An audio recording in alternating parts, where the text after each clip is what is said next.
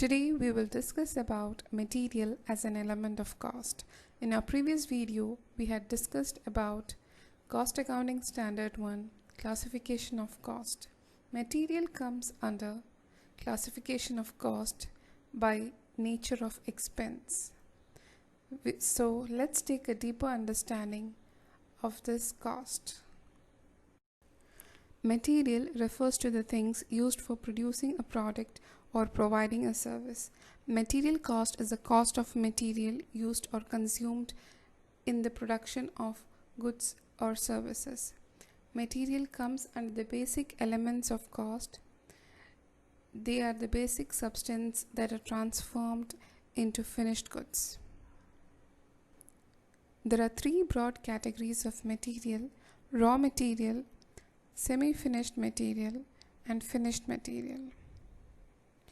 Raw material are the resources used by an organization for converting into finished goods.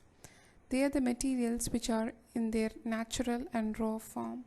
Example, cotton for textile industry.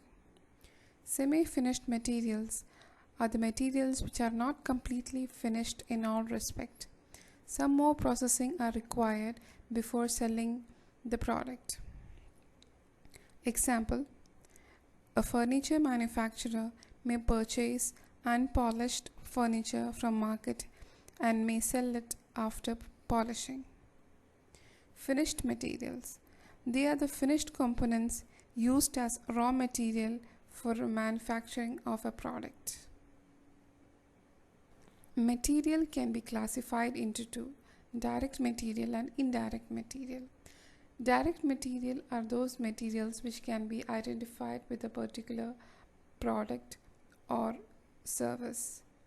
Indirect material are those materials which cannot be identified to a particular product or a service conveniently.